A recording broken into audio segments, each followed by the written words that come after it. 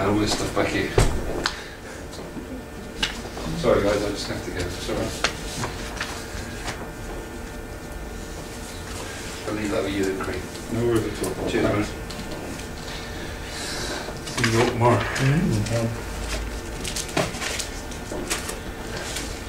Right, when you're ready, give us a shout. Okay. Well, good afternoon. My project is a comparable biomechanical study of the anatomy and osteology of an unspecified species as yet, using diaphanization to highlight ratios of cartilage and bone and assess the process of ossification. What is diaphanization? Basically, it's also known as clearing and staining, and it's kind of going to be the main part of my project and the method in doing it. But basically, you clear all soft tissues using trypsin digestion, and then stain the bone with Alcium blue and alizarin red dyes. Why use it? It's not really a new technology, but it hasn't really been utilised to its full capacity. It's really cheap to do, it's pretty simple, but it's also a really novel way of doing things, and it gives you a 3D image, whereas dissection, small bones and cartilage can sometimes be lost in that process, and you kind of don't get a full image really. And like I said, it's really novel, and it also produces pretty beautiful artwork at the same time. Which is probably one of the main reasons why I'm really excited to do it. Okay, so my key references is Dinkus and Euler, and they were the first guys to really focus in on this, and that was in the 70s, and also Taylor and Van Dyke in 1985, which revised the process. But also Dr. Adam Summers, if you Google kind of clearing and staining, his name just dominates all the findings. And he has a biomechanical laboratory in the University of Washington, and I've actually made contact with him. He sent me quite a lot of links, some interesting papers and websites and stuff.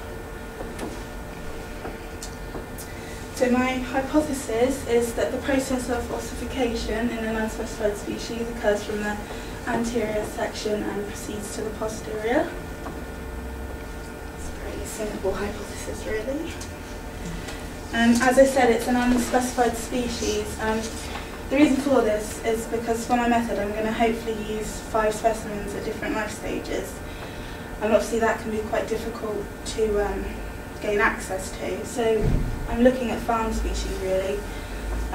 Hopefully farmed bass, because with farm species you can always guarantee the ages of the fish, and you don't have to spend extra money and time trying to evaluate what the ages of the fish are. But if that does fail, then I could use farmed carp, and obviously I'd like to keep it marine, but I'm really excited to do this project, so if I do have to sacrifice that fact, then that's fine. Again, if that fails, I could use locally caught species and maybe marine aquarium species, but that also brings up loads of problems with kind of landing fish of certain sizes and ethical reasons for buying fish just to euthanize them.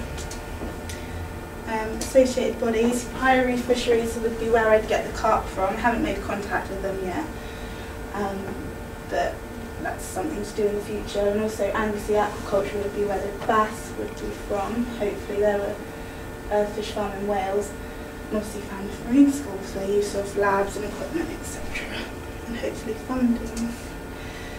So list of materials there, it's mainly chemicals. I've done my method and materials as if I was going to get the specimens live and then euthanize them, so I'd need tanks, filters and pumps, etc. And obviously MS222 to euthanize them. There's a method there. It goes in a bit more detail in my Word document because with the staining of the cartilage and staining of the bone, you need separate solutions for different sizes of fish, etc. But yeah, this is basically a pretty standard method. Results analysis. Specimens should be preserved at the end, so they should be quite easy to analyse. As I'm not really using numbers, it's going to mainly be a comparable study and just a visual comparison of the specimens, really, just to see the rates of ossification, like as with diaphanization, it gives you a really clear image. So it should be pretty easy to pinpoint, and to determine whether to accept or reject my hypothesis should be able to do it quite quickly. Okay, ethical review. The 3 points I came up with really are keeping specimens retained in the tank, euthanizing of species, and the use of MS222. Just to mitigate these, you could keep the species in a quiet, dark area for a good 24 hours before you euthanize them, just to alleviate any stress. But also using sodium bicarbonate with the MS222 will balance out the pH levels, and therefore again it will alleviate any stress on the species. It's a schedule. Obviously starting from today, my literature research has already started. That's going to go through right up until I start my write-up really.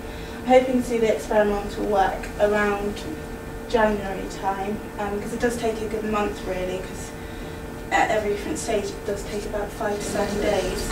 And right up to research day, my diary I'm going to start quite soon. You carry that right through to research day as well.